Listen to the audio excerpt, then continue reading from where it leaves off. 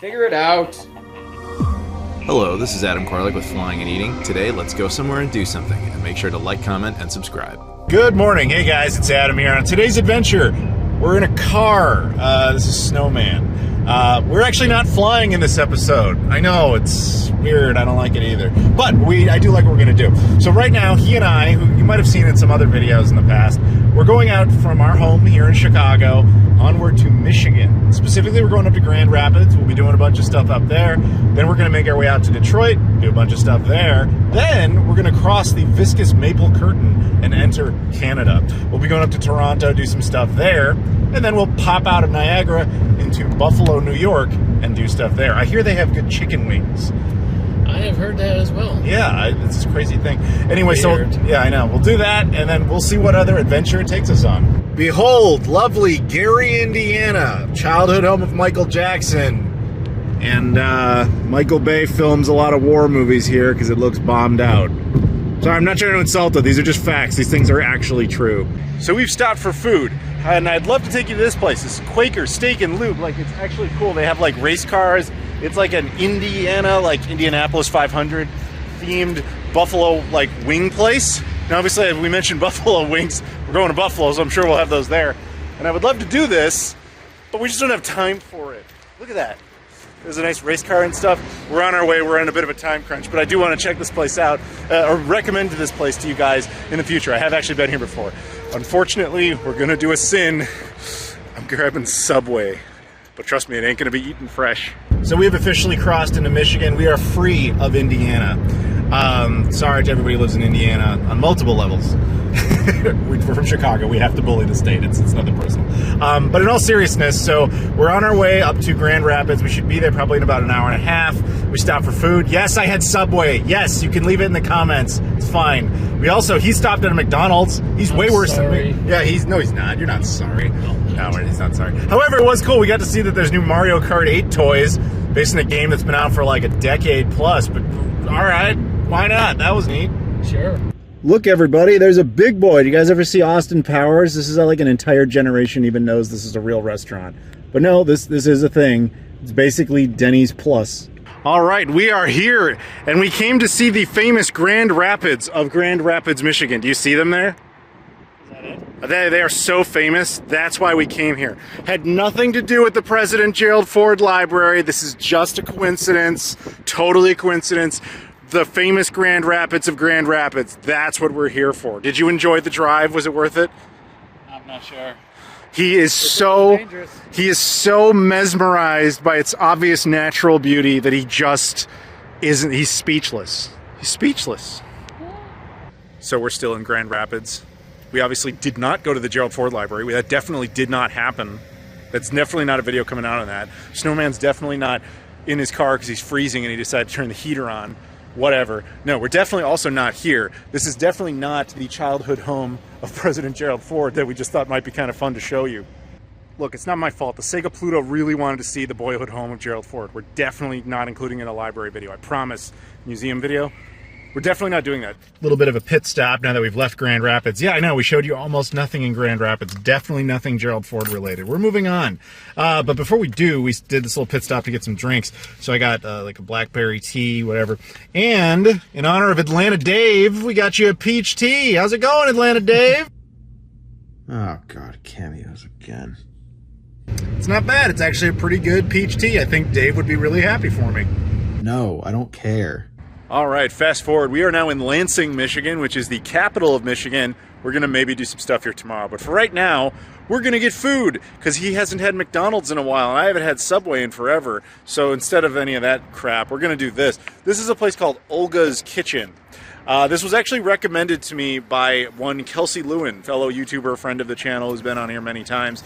And she basically said once she found out we were in Michigan, she's like, you gotta go to Olga's, you gotta go to Olga's. It's great. It's like Mediterranean food, but like unhealthy Mediterranean food, which somewhat stems from like Middle Eastern culture. Michigan's the only state in the union that has like a significant enough Middle Eastern population that you'll find a lot of Middle Eastern restaurants. This is not one of them, but it's inspired.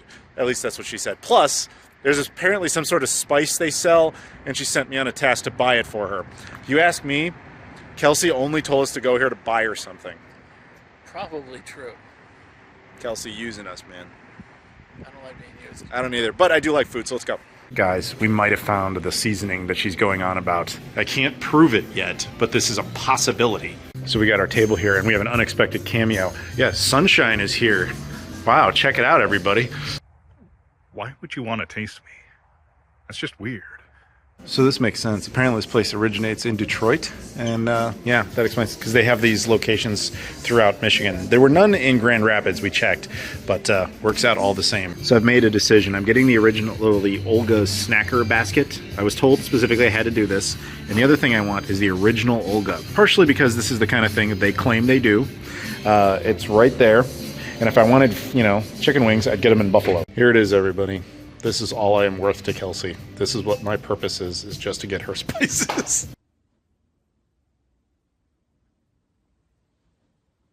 Yes, this is all you are to me.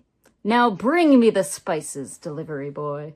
So the, whatever these things are called is here, the snackers, I think. You can have some, by the way. You can try the snackers. I definitely will. And I've got this, what are these called? This thing. Thought it was a salad? That's the word. I never remember that one. It has Rabbit food. It's got the devil's grapes in it, so that unfortunately taints it, but I'll remove those. So the main course has arrived. You've got the barbecue bourbon chicken macaroni cheese bowl, right? I believe that's what I got. Yeah, looks pretty baller actually. That does look pretty good. Yeah, and here is my food. Thank you very much. So we got curly fries, and we got the Olga special like hero, which is meat and vegetables, and she was cool enough to just bring us out like some of this spice stuff. This is the thing we have been sentenced to get, and she brought us some so we could just chuck it onto our fries, which you like the fries, right? It's decent. Yeah, I like these things. The snackers. I like that too. Yeah. All right, well, eat up. So we just came out of Olga's. What'd you think of Olga's, Mr. Picky Eater? I thought it was excellent. I've never tried food like that before, and man, was it good. Anything else? If you come to this place, try the mac and cheese bowl. It's really excellent. Yeah, I really liked my hero type of, the Olga or whatever it was. It's the traditional thing they do. Very good pita. Obviously, they specialize in that. They kind of integrate pitas into a lot of other food. Fries were really good.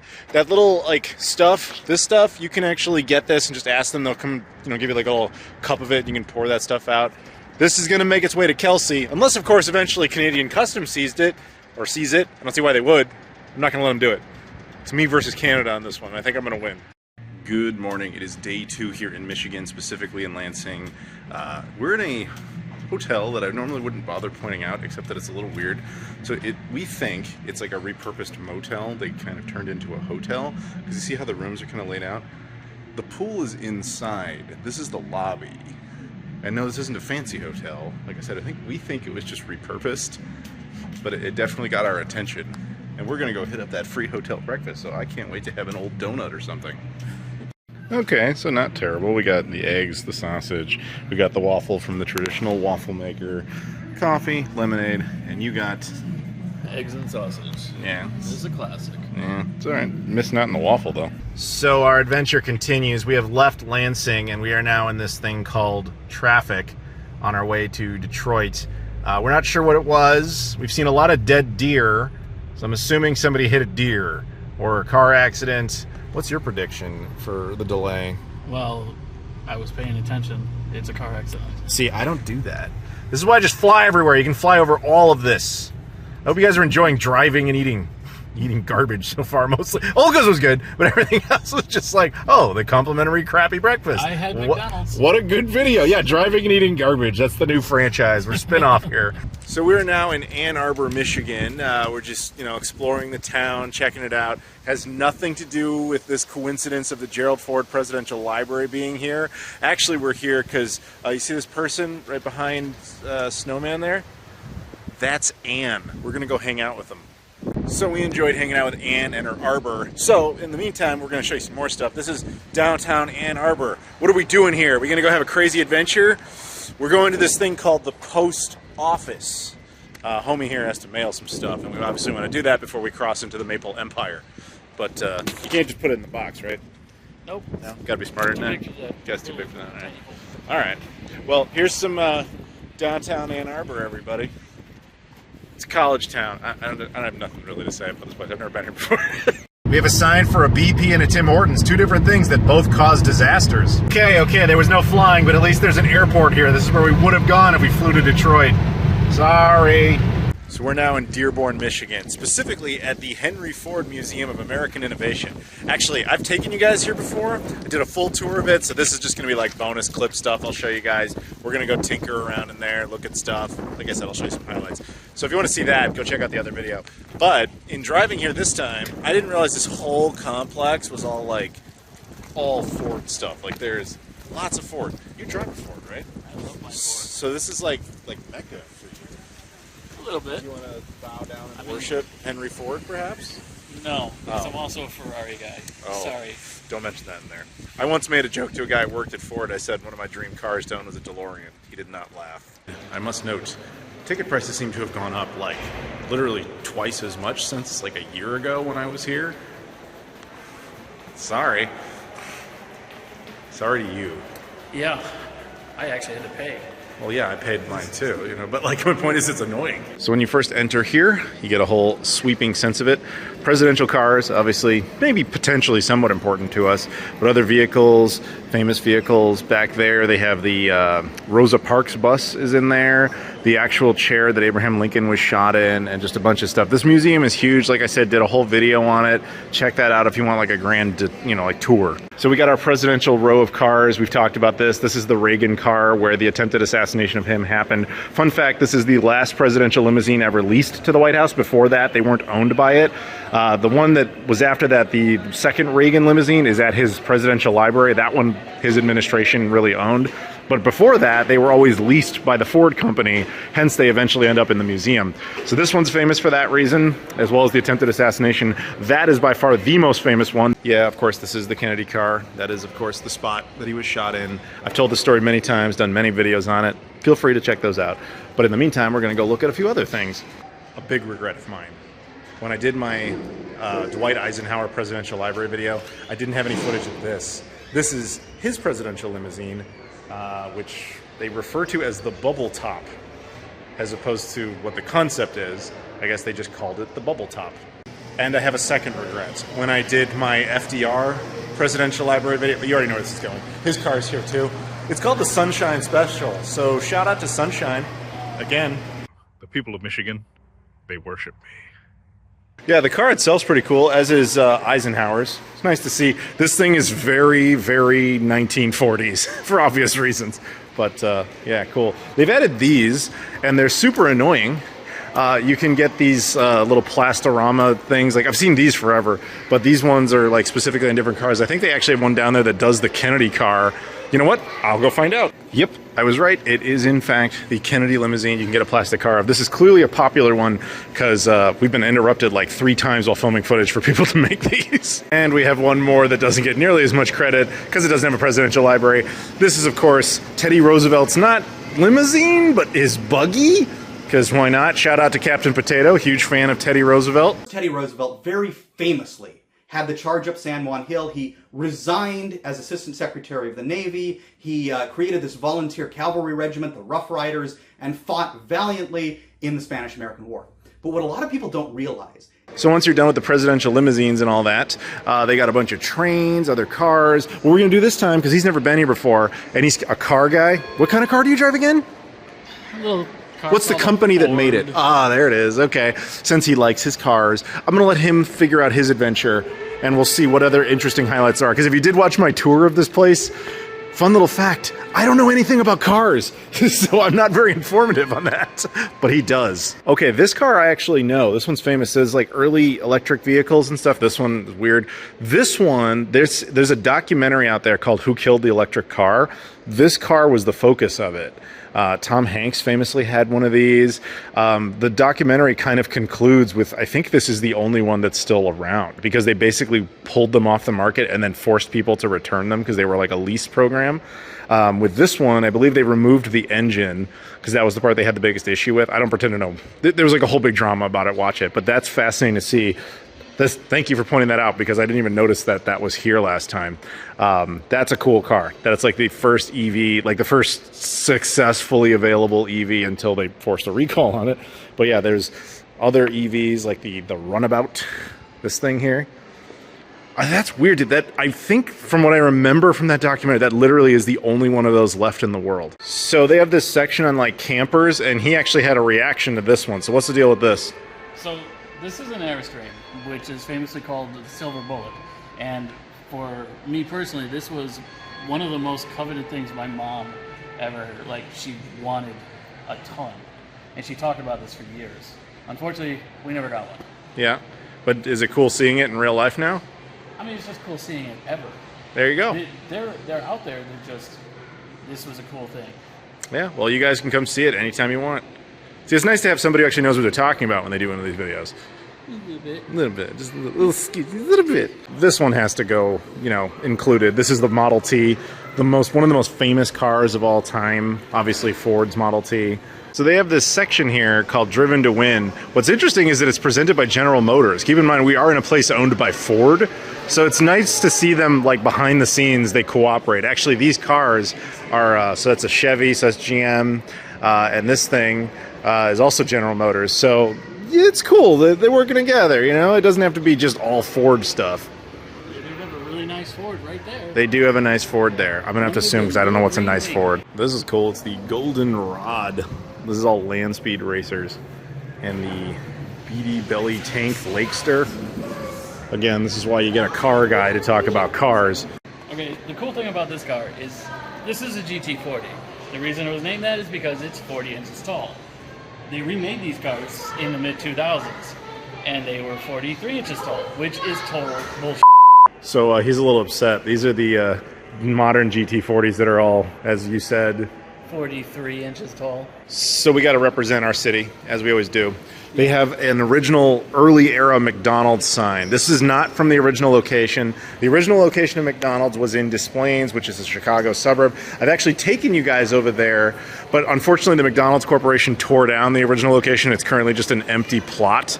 And like across the street from it, there is a normal McDonald's, and inside it has just like a single plaque that says, by the way, the first McDonald's was like right over there. It's very depressing because I don't know if you remember it, but over in Des Plaines, the original, it was lit up like this all the time as a museum. It was really cool, and they tore it down only a few years ago. But at least for me, nostalgia berries to look at it this way. So we're kind of looking at some of the display items they have for McDonald's history, and we were both thinking like the choice of McDonald's toys was odd. I'm kind of glad they got some Transformers stuff, but McDonald's toys, even older ones, are not particularly expensive. But then we thought, so they have a bunch of these older like wrappers and containers, and we're sitting here thinking, you have to know that these were found in some like hoarder lady's house when she died and everybody cleaned out her crap. And they're like, dude, what do we need old like 1950s McDonald's wrappers for?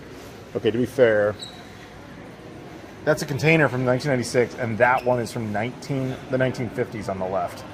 Yeah, there was some old lady who had all this stuff. You know that's what happened. Isn't just a straight episode of Hoarders right there. Okay, I know what you're gonna think. We both buy a lot of junk. Yes, okay, that is fair, but we ain't keeping old McDonald's wrappers. At least in alphabetical order. You keep your McDonald's wrappers in alphabetical order? Yes, I do. Oh, I mean, we don't do that. This is the actual chair Abraham Lincoln was shot in by John Wilkes Booth. And yes, you see a Klan hoodie because that's all about like racism in America and stuff. What do you want me to do? This is where they put it together. But from this perspective, you got to think at one time John Wilkes Booth came up right here with his Derringer, and which yeah, he was one of those. So, well, not technically, but yeah, that guy. So in here they have a whole section obviously on racism and the civil rights movement eventually, obviously. This is cool. I've shown you this before though. This is the Montgomery bus. Rosa Parks. This is the famous Rosa Parks bus, and they actually let you go in and sit on it. We've done that in previous videos, but if you want to check it out, there it is. So we're gonna bounce because I've obviously seen this place and shown it to you. He really was only interested in the cars. We saw some history stuff. We Audi 5000, and I think it might be time to get food. Food is good. Food is good. We might be, yeah. Spoilers. Not really, because I think you knew. Again, there's the Rosa Parks bus. Detroit-style pizza. 2 Chicago boys are coming out here to do this. This is one of our big objectives. We are this pathetic. That's the real reason we're here. That too, yeah. So we're now in the gift shop. What did you find here? I didn't find it. You found it. I did, but what did I find here? Little snowman. I don't even look like this.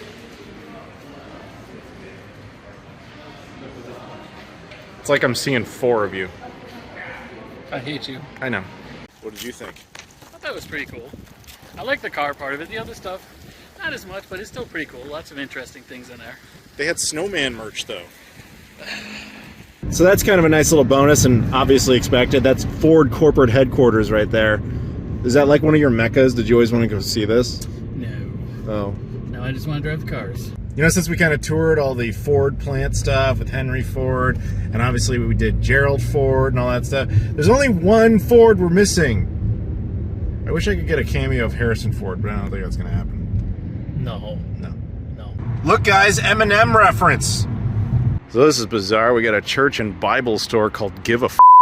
So there's a bonus. There's the Chrysler corporate headquarters. All right, it is our first Detroit-style official outing for pizza. This is a place that was recommended to us called Louise. Either way, the line has been, parking was a pain. It's been astronomical. Original Detroit-style recipe. Are you excited? Finally gonna have Detroit-style pizza. Hell yeah. Yeah, it's gonna be awesome. Or it's gonna be depressing, but it'll probably be awesome. If it's bad, I blame the people on Reddit. 20-30 minute wait, doesn't sound too bad. It is packed in there, and it smells really good. It kind of is giving me like a Lou Malnati's vibe, but, you know, shout out to our hometown. It's also kind of named Lou's, so I mean, to be honest, it's gonna throw me off a little bit. But this is not the #1 that was recommended to us, but based on the geography, this made the most sense. Actually, no, this was the #1. Oh, it was? We were just gonna go to one downtown and decided we didn't want to deal with the traffic. I was getting to that, but I didn't realize this was actually the #1. So if this sucks, what a way to ruin the trip, because we got more pizza ahead of us. All right, it's here. There's yours. Yours has what in it? Sausage and pepperoni. Sausage and pepperoni. Mine is the same thing, but it's also got mushrooms. For those who are not familiar with Detroit style, the crust is thicker and usually very, very flavorful. It's also piping, smoking hot, so I'm going to wait quite a few minutes before diving into this. Are you ready for it, dude? I have no idea. I don't think so. So the thing is, it's piping hot, which makes it obviously difficult to eat, and it gets kind of, you know, swampy.